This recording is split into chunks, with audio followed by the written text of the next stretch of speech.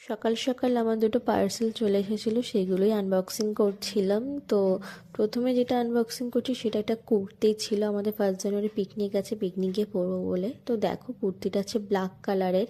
এবছর পিকনিকের থিম আছে সব মেয়েরা ব্ল্যাক কালারের কুর্তি পরবে।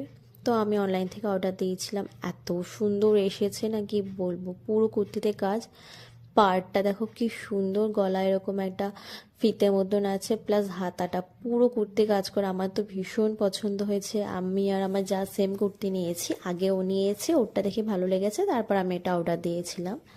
মানে কুর্তিটা 250 টাকায় খুবই সুন্দর এসেছিলো, যতটা না ভালো ভেবেছিলাম তার থেকে বেশি ভালো এসেছে। আর আর একটা অর্ডার দিয়েছিলাম, একটা জিন্সের জ্যাকেট। আমার একটা জ্যাকেট অলরেডি আছে, আর একটা অর্ডার দিয়েছি। তো এইটা জ্যাকেটটা নিচ্ছে মাত্র 190।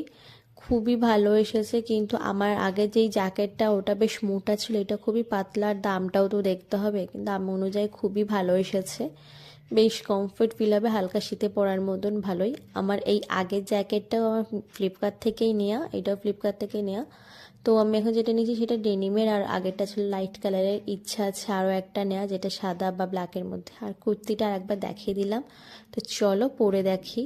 তো পরে তো দেখি পুরো ঢিল আমার অনেকটা মারতে হবে, কিন্তু খুব সুন্দর লাগছিলো। এটা পুরোপুরি রেডি হয়ে পরলে খুব ভালো লাগতো।